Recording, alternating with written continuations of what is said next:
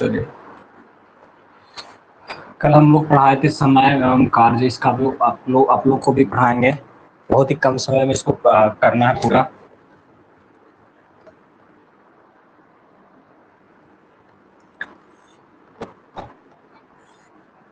चलिए, आज हम बायोलॉजी से शुरू करेंगे। बायोलॉजी से जो भी प्रश्न आएंगे उसको शुरू कर देते हैं। आज कम से कम तो 50 मिनट लगातार जो है आप लोग बने रहिएगा और 50 मिनट में आपको सारे क्वेश्चन जो है करवाए जा सकते हैं। जो सेल से जो भी पूछा जाता है, टॉपिक वाइज हम लोग पढ़ेंगे। पहले हम लोग को क्या पढ़ना है? सेल।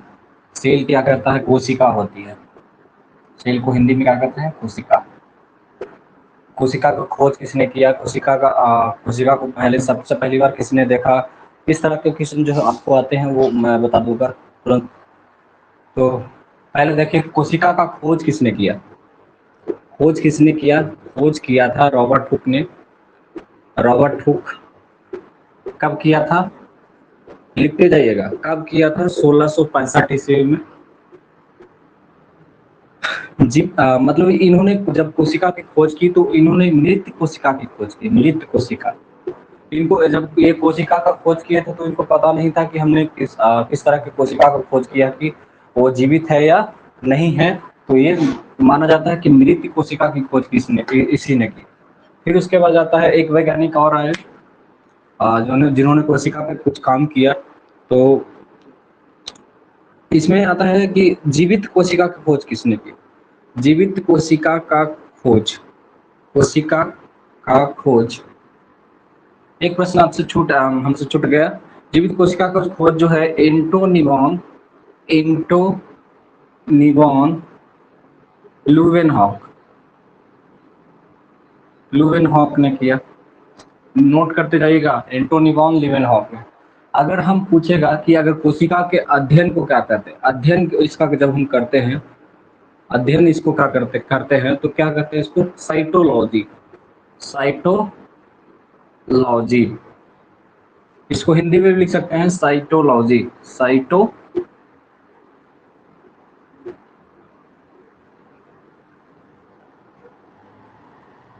साइटो मतलब कोशिका और लॉजी माने अध्ययन करना।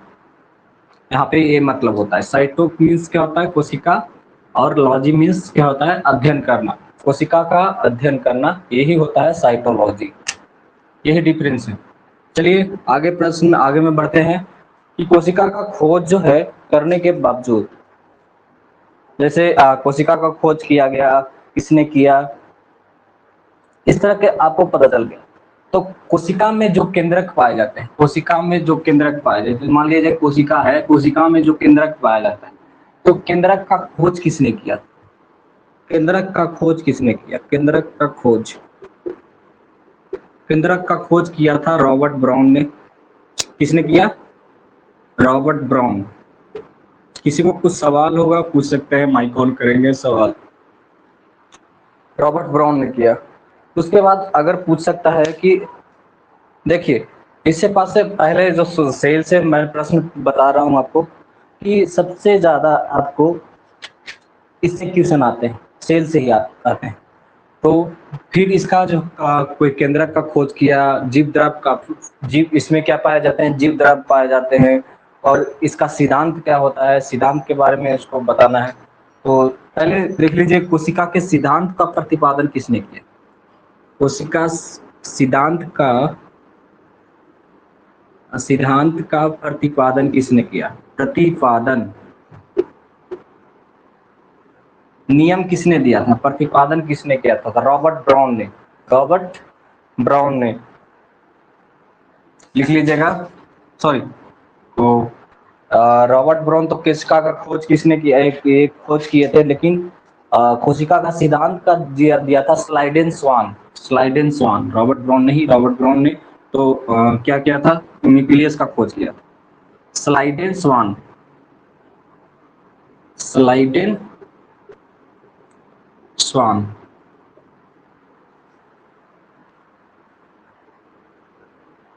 देखिए, कोशिका सिद्धांत का प्रतिपादन किया।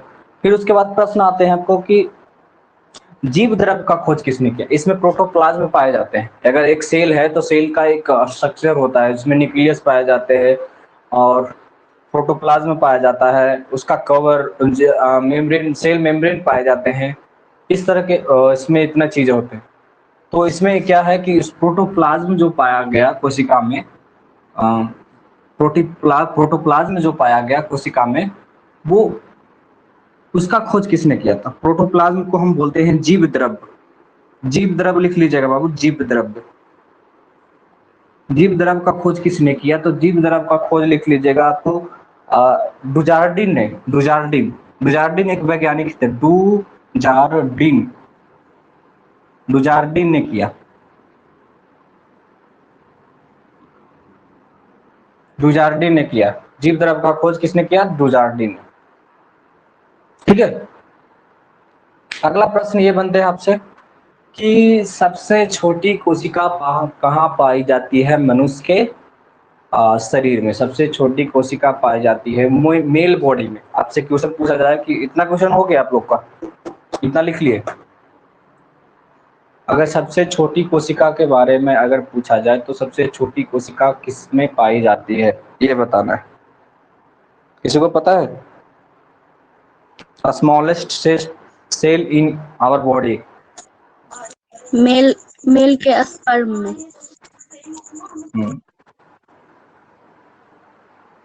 मेल के स्पर्म में पाया जाता है। अगर फीमेल बॉडी की बात की जाए तो फीमेल बॉडी में ओवम में पाया जाता है, जिसको हम अगर हिंदी मीडियम बाले बच्चे और इंग्लिश मीडियम बच्चे को देखे, मेल के स्पर्म को हम हिंदी में कहते हैं शुक्राणु, और ओवम को क्या कहते हैं? अंडाणु। तो अगर मेल बॉडी में तो लिख लीजिए, इतना लिख लिए। जो आता है वो भी लिख सकते हैं, नहीं आता है, देखिए आता है तो कॉन्फिडेंस धीरे धीरे आगे बढ़ेगा। कॉन्फिडेंस बढ़ेगा तो ज्यादा आप लोग ज्यादा कवर कर पाएंगे।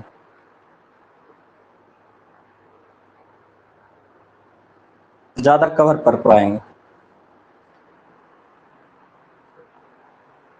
चलिए आगे बढ़े, इसको मिटा देते हैं।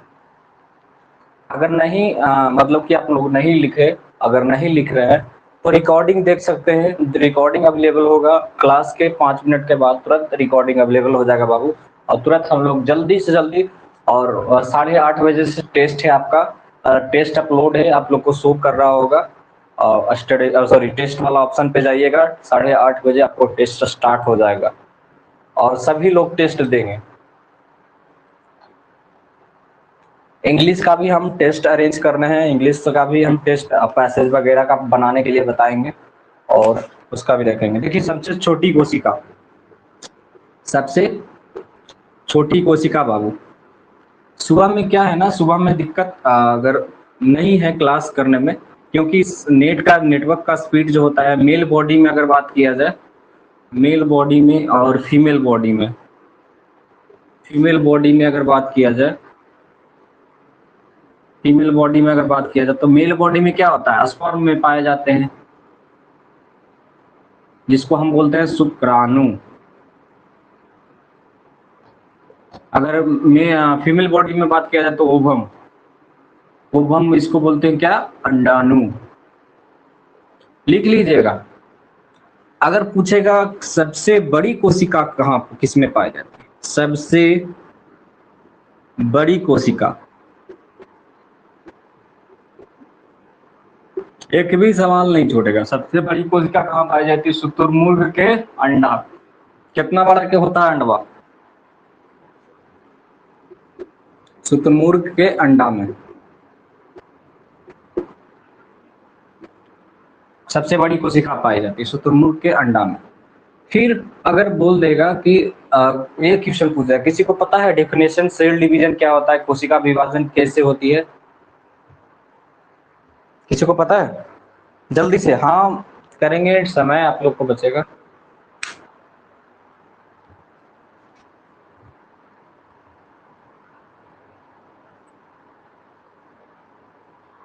किसी को पता है सेल डिवीजन क्या होता है?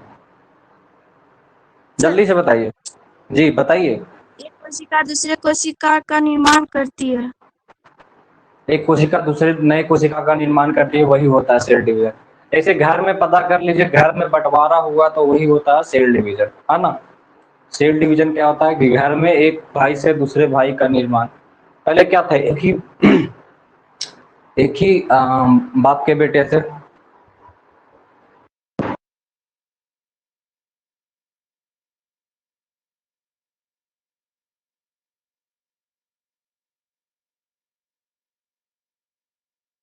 एक कोशिका दूसरे नए कोशिका का निर्माण करती है। पहले क्या था कि अपने एक ही भाई के बेटे थे। देखिए मान लीजिए, ये देखिए घर में क्या होता है कि हमारे पिताजी एक भाई हैं, एक भाई के दूसरे दो बेटे,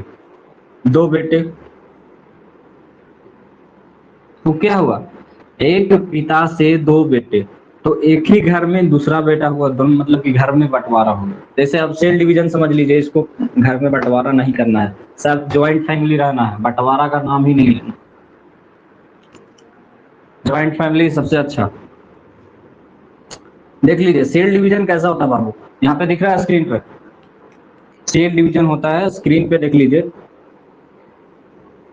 स्क्रीन पे दिख रहा होगा, यही होता है सेल। ये सेल होता है ना, ये सेल है।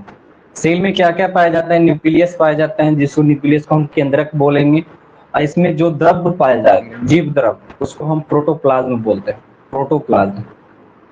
ठीक है, सेल डिवीजन होता है, एक ही कोशिका होती है, ये एक ही कोशिका होती है, ये क्या करता है कि दूसरे नए कोशिका का निर्माण कर देती है। ये होता है, यही घर से बंटवारा हुआ, तो बीचे में ही बंटवारा करके दिखा हो गया कि इधर से ई घर वाला अपन न्यूक्लियस बना लिया, ई घर वाला अपन न्यूक्लियस, दोनों जो है अलगे हो गया।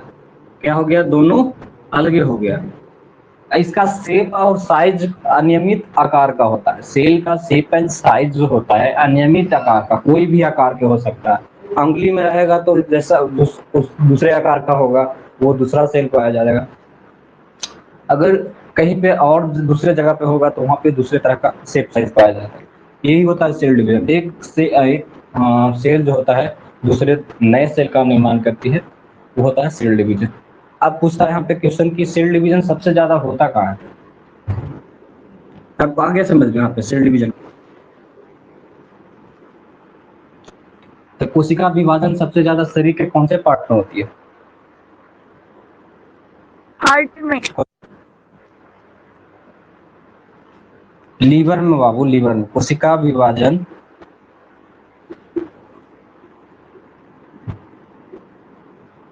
सबसे ज्यादा कहाँ होता है,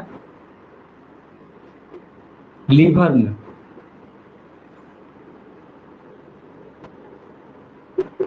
देखिए लीवर में कोई भी इन्फेक्शन होता है तो क्या आसपास के जितने भी सेल होते हैं वो तुरंत रिफ्लेक्शन दिखाना शुरू कर देते हैं।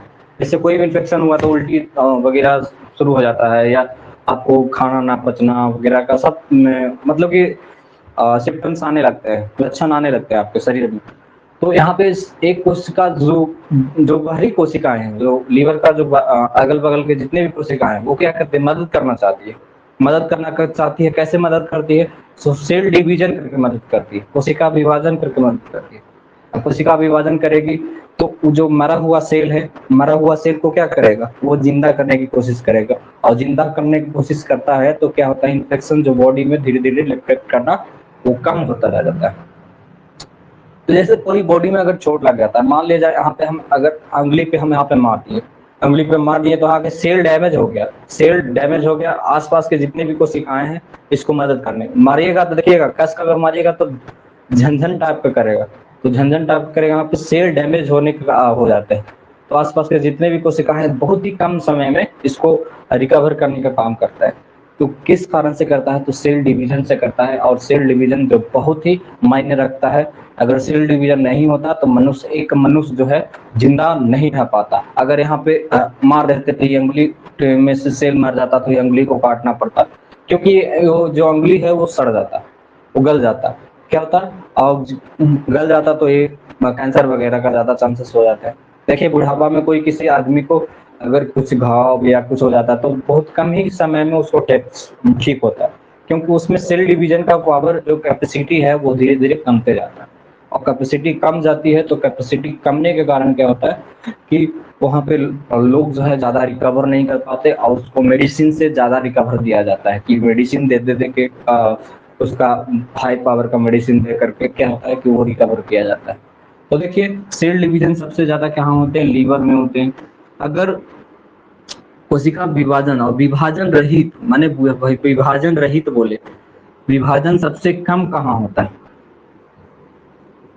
देखिए इसमें दो दो कंडीशन है बाबू, इसमें दो कंडीशन है कि आपको अगर 10th लेवल का एग्जाम दे रहे हैं, जैसे PMAM का दे रहे हैं, जैसे पैरामेडिकल डेंटल वाला होता है वो दे रहे हैं, तो इसमें दूसरा सवाल का आंसर देना। अगर 12th वाला में दे रहे हैं तो 12th वाला में भी दूसरे तरह का आंसर देना, क्योंकि मैं बताता हूँ कि 10th के पहले अगर पढ़िएगा तो कोशिका विभाजन जो होती है वो सबसे कम होती है कहाँ? न्यूरॉन में। सबसे कम कहाँ होती है? न्यूरॉन में।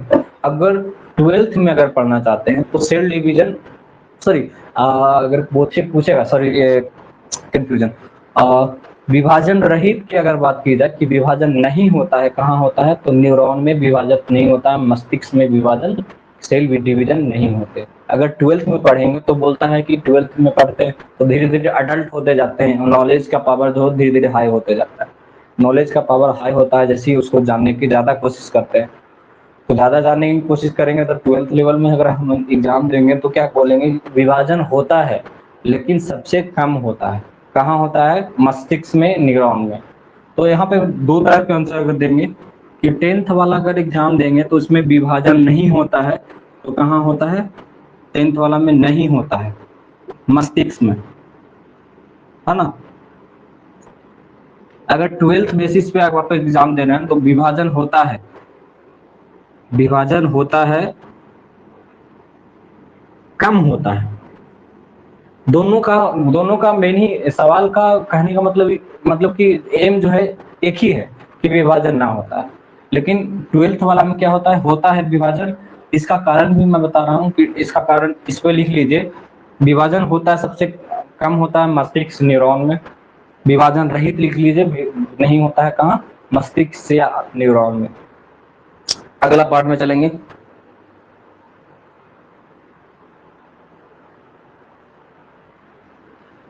चलिए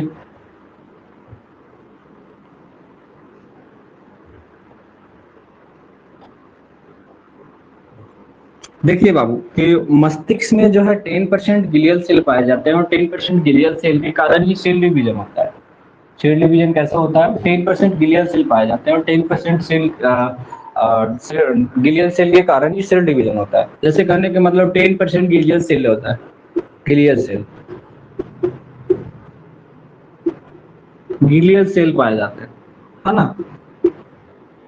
ये मस्तिष्क में पाया जाता है कि आदमी को देखिएगा कि अगर साइकिल से चल रहा है या किसी वजह से अगर पीछे की ओर गिर जाता है तो उसमें चोट आ जाते हैं, मस्तिष्क में चोट आ जाते हैं, तो उसको बहुत कम चांसेस होते हैं कि उसमें विभाजन नहीं होता है। और इसमें 10% ग्लियल सेल ही जो पाए जाते हैं वो क्या करता है? एक दूसरे से विभाजन कर करके उसको रिकवर करने का। सबसे ज्यादा रिकवर ये होता है तो सिर्फ मेडिसिन से ज्यादा सेल डिवीजन को डेवलप करने में ज्यादा काम करते हैं। अगर कोई पूछेगा कि अगर विभाजन नहीं कम होता है तो क्यों होता है, अगर नहीं होता है तो क्यों नहीं होता है, तो 10% ग्लियल सेल पाए जाते हैं तभी विभाजन होता है। अगर मस्तिष्क में सेल नहीं पाए जाते तो अगर किसी को चोट लग जाता तो आदमी क्या होता? बचता नहीं, बचता, पागल हो जाता और धीरे धीरे और पागल होते जाता। तो क्या करता है? 10% ग्लियल सेल ही क्या करता है? उसको वर्क करता है, वर्क करके आगे कोशिश करता है कि ज्यादा रिकवर करे। इससे जो भी प्रश्न होंगे हम बताते जाएंगे।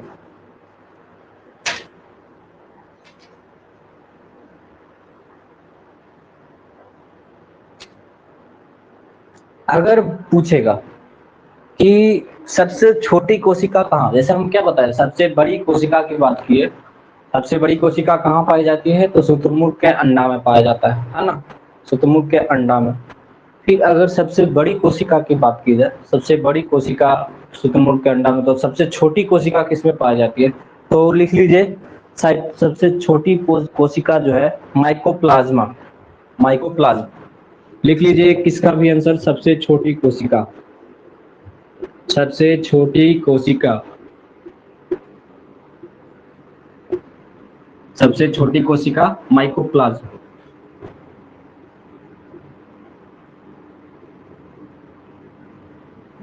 माइकोप्लाज्म।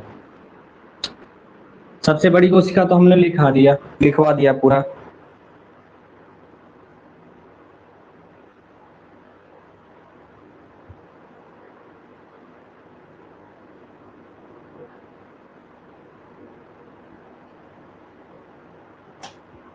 सबसे ज्यादा क्या होता है कि अगर एक सेल होता है, एक सेल का डेवलप जब होता है तो उसमें 80% क्या होता है, 80% क्या होता है, 80% उसमें जल होते हैं, 80% उसमें जल पाया जाता है। अगर पूछता है कि एक कोशिका का निर्माण करने में कितना परसेंट उसको जल चाहिए, तो 80% एक भरपूर अच्छे तरीके का सेल, वो जो अच्छा से ग्रोथ कर सके, तो उसमें कितना जल होना चाहिए, 80% का जल होना चाहिए। 80% जल जो होता है वो कुछ उसको डेवलप करने में, और उसकी जब कोशिका सूख जाएगी तो वहां पे अगर मान लिया जाए कि यहाँ पे कोशिका धीरे धीरे, मेरा जो स्क्रीन है वो कुछ इसमें की कोशिका जो सिक जाएगी तो स्किन क्या होगा, झुकना शुरू हो जाएगा, सिकुड़ना शुरू हो जाएगा, पूरा सिकुड़ जाएगा।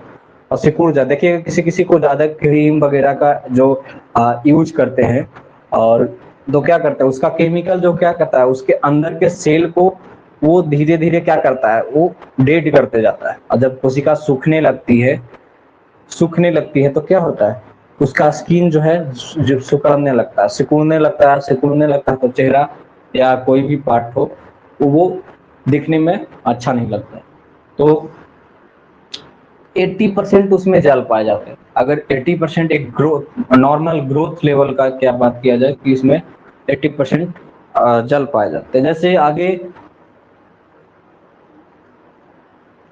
हाँ, अगर कोशिका की सबसे छोटी अंग की अगर बात की जाए, कोशिका के सबसे छोटी अंग की अगर बात की जाए तो क्या होता है, सबसे छोटा कोशिकीय अंग जो होता है क्या होता है, लिख लीजिए इसमें, सबसे छोटा कोशिकीय अंग जो पाया जाता है राइबोसोम।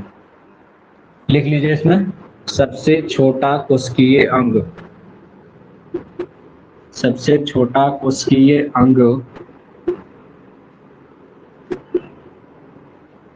अंग पाया जाता है राइबोसोम। कोशिका में जो सारे अंग जो होते हैं वो कोशिका झिल्ली के अंदर ही होते हैं, बाहर नहीं होते। इसके बाद हम चलेंगे कोशिका झिल्ली होता क्या है।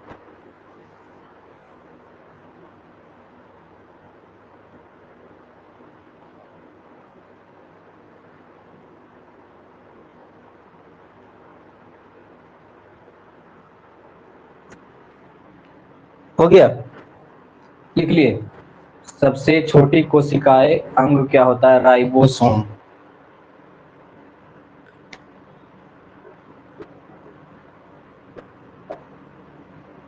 राइबोसोम।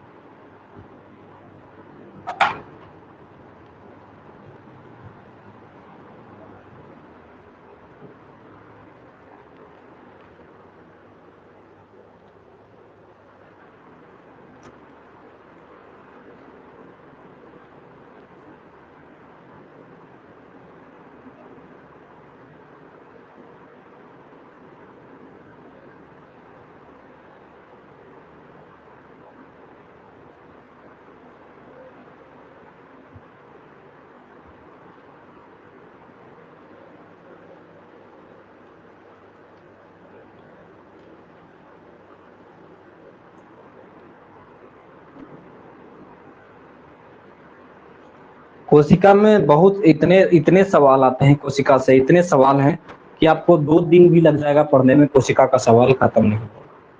तो हम, लेकिन हाँ, एक ही कंडीशन है, आपको सवाल पढ़ते जाना है। मैं स्टडी मटेरियल पे अपलोड करते जाऊंगा, वो पढ़ते जाना है खुद से।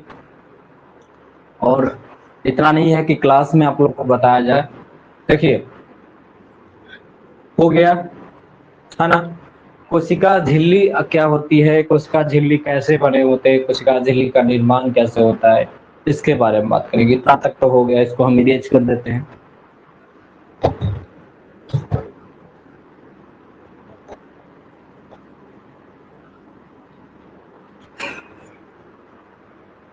कोशिका झिल्ली, कोशिका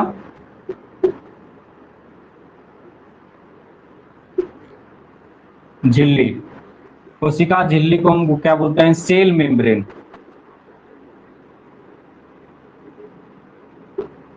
सेल मेम्ब्रेन क्या होता है, सेल मेम्ब्रेन।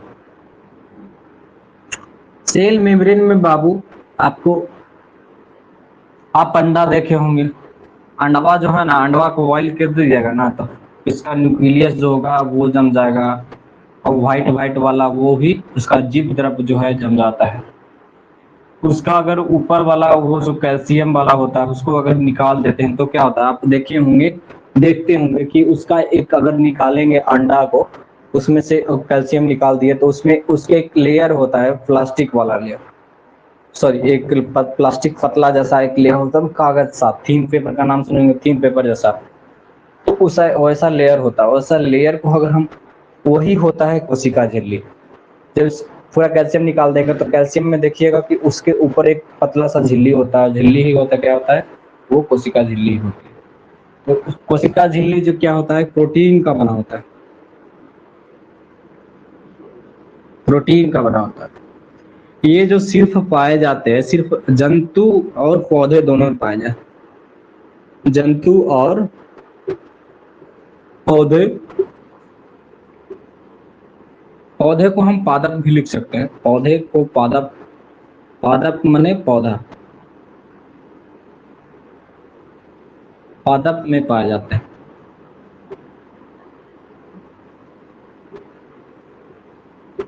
सेकंड नंबर कि जंतु और पौधे दोनों में पाए जाते हैं, प्रोटीन का बना होता है।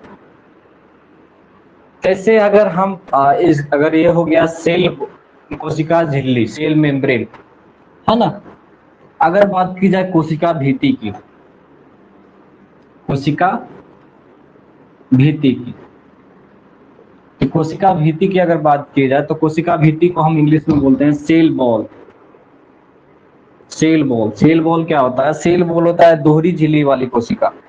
इसको हम लिख लेंगे दोहरी झिल्ली वाली कोशिका। तो दोहरी झिल्ली वाली कैसी कोशिका, ये कोशिका जो है, एक जो प्लास्टिक वाला हम लेयर बताया था, ऊपर ऊपर गांव लेयर एक लेयर और, तो ये बहुत मजबूत हो गया।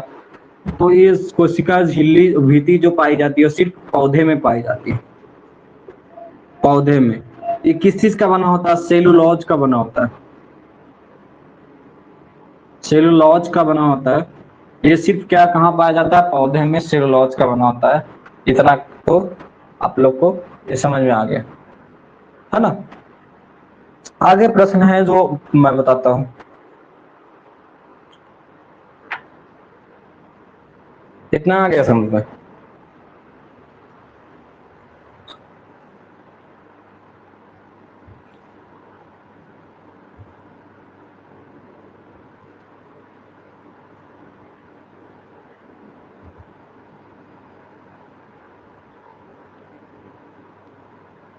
इतना समझ में आ गया, कोशिका भित्ति सेलुलोज का बना होता है, क्या होता है इसका तो आ ही गया होगा।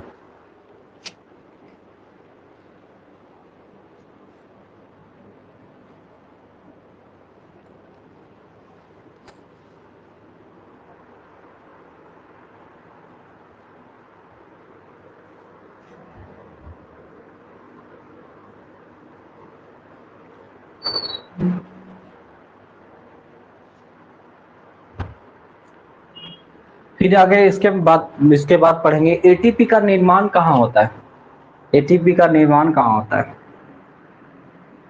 एटीपी का,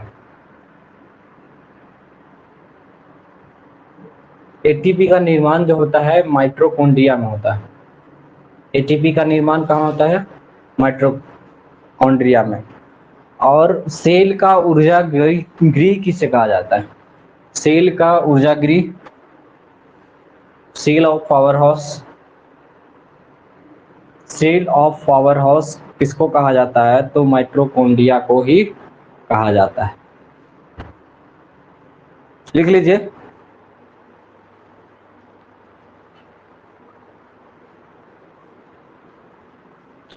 लिख लीजिए, एटीपी का निर्माण भी माइटोकॉन्ड्रिया में होता है। और cell of power house, cell of power house किसे कहते हैं? सेल ऑफ पावर हाउस को ही माइटोकॉन्ड्रिया को ही कहते हैं। माइटोकॉन्ड्रिया लिखिएगा, mitochondria, chondria, cell of power house, mitochondria.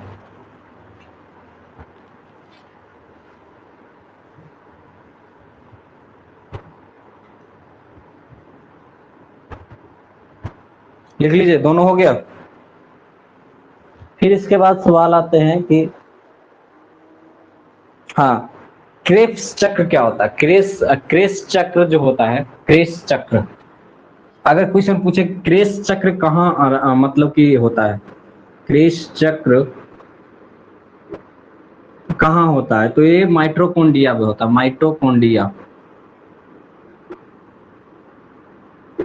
इसको भी लिख लीजिए, लिख लीजिएगा, क्रेब्स चक्र।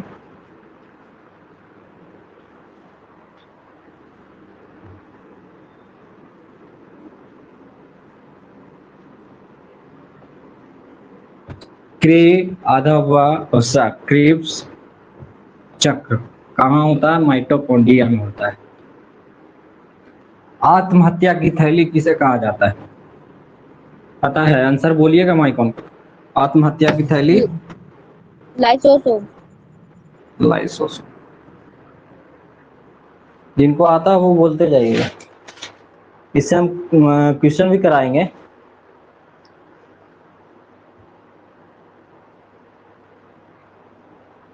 और एक प्रश्न है कि पादप कोशिका के भीतर ग्रेना तथा स्ट्रीमा कहाँ पाए जाते हैं? पादप के भीतर, ये प्लांट वाला है, सबसे ज्यादा आपको पढ़ना है। पादप के भीतर जो है ग्रेना तथा स्ट्रेमा, पादप में, पादप मतलब समझ रहे हैं? पादप माने पौधा, पौधा में ग्रेना जो होता है, ग्रेना और स्ट्रेमा, स्ट्रेमा कहाँ पाए जाते हैं? ग्रेना और स्ट्रेमा कहाँ पाए जाते हैं? माइटोकॉन्ड्रिया में पाए जाते हैं। माइटोकॉन्ड्रिया, माइटोकॉन्ड्रिया,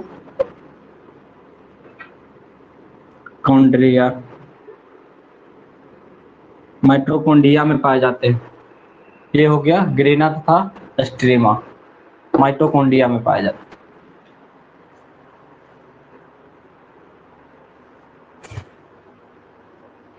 और कुछ सवाल बता देते हैं। जो भारत के राष्ट्रीय फूल कौन सी है? भारत के राष्ट्रीय फूल बताइए जल्दी जल्दी। राष्ट्रीय फूल बाबू, इससे कोशिका से एक भी सवाल नहीं छूटेगा, कम से कम तो 40-50 क्वेश्चन होंगे कोशिका से, न किसी माध्यम से आपको मिल जाएगा। देखिए, राष्ट्रीय फूल जो है हमको कमल है। फूल कौन सी है? कमल। यही नहीं पता था?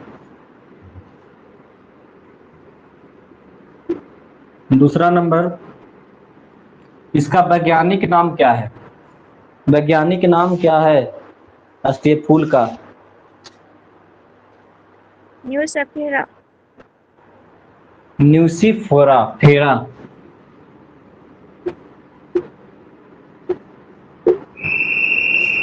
फूल हो गया। फिर इसके बाद क्या है? फूल, फल और वृक्ष। फल की बात की जाए तो फल क्या है और वृक्ष, जल्दी जल्दी इसका बताएं, फल क्या है? आम। आम। आम का वैज्ञानिक नाम पूछेगा ये नहीं, न्यूसफेरा। देखिए पूछेगा फल जो आम है तो सबके पता है, लेकिन इसका वैज्ञानिक नाम पूछ देगा। तो क्या नाम है वैज्ञानिक नाम? मेंजियोफेरा इंडिका।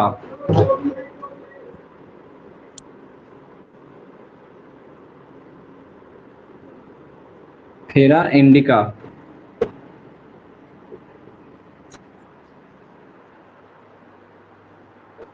मेंजी फेरा इंडिका। जा फिर इधर से।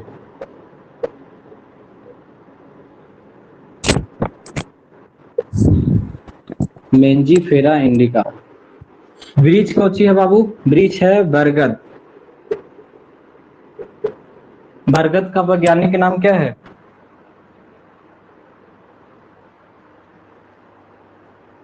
बरगद का वैज्ञानिक है फाइकस।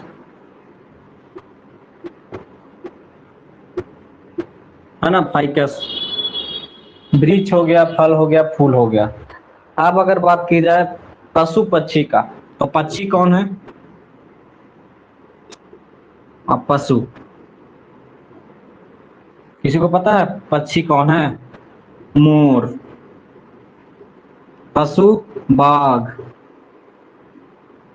बाघ को क्या कहे, वैज्ञानिक नाम क्या है? अगर बाघ का अध्ययन करेंगे तो क्या करेंगे?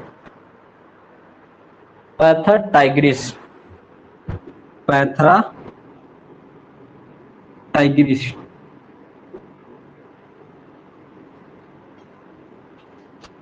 मोर का अगर बात किया जाए तो मोर को क्या बोलेंगे? पावो पिस्टेस। वैज्ञानिक है पावो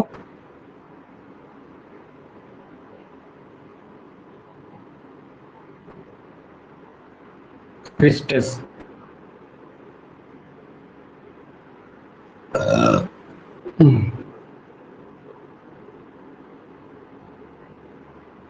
ये हो गया। फूल क्या है? कमल, न्यूसिफेरा। इसको याद कर लीजिए। फल क्या है? आम, मेंजियो फेरा इंडिका। वृक्ष क्या है? बरगद, फाइकस हम बोलेंगे। फाइकस के बाद कुछ और लिखा रहेगा तो वो भी होगा, वही होगा। पक्षी का मोर, मोर को हम पावो क्रिस्टिस बोलेंगे। पशु को बाघ, पैथरा टाइग्रिस, टाइग्रिस बोलेंगे। ये होता है इतना। और 8:30 बजे से टेस्ट है, आपको देख लीजिए, टेस्ट टेस्ट भी दीजिएगा।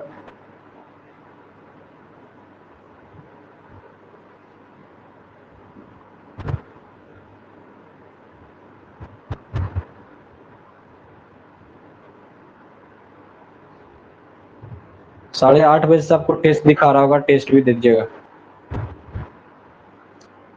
फिर उसके बाद है आपको चलेंगे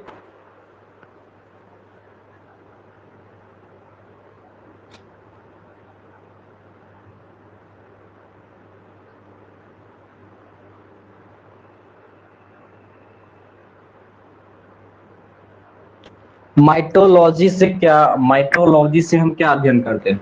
ये सब क्वेश्चन पूछा जाता है कि एक स्टडी मटेरियल पे क्या करेंगे कि आपको एक सेट दे देंगे, उसको याद कर लेना।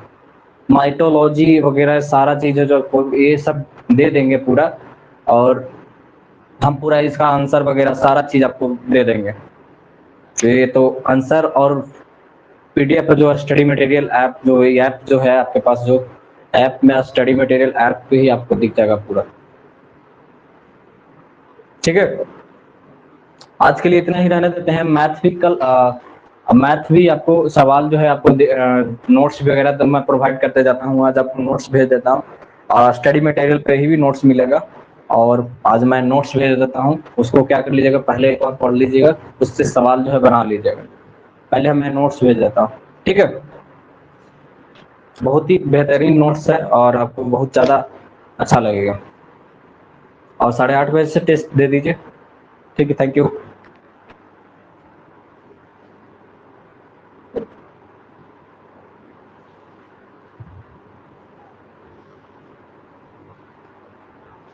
पशु टाइगर।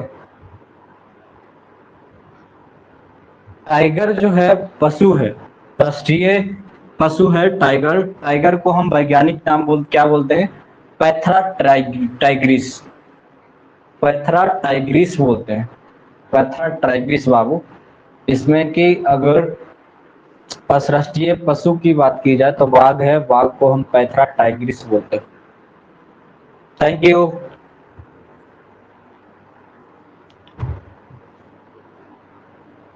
और कुछ?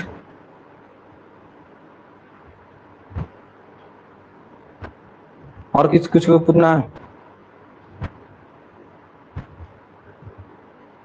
चलिए तो ऑफ करते हैं।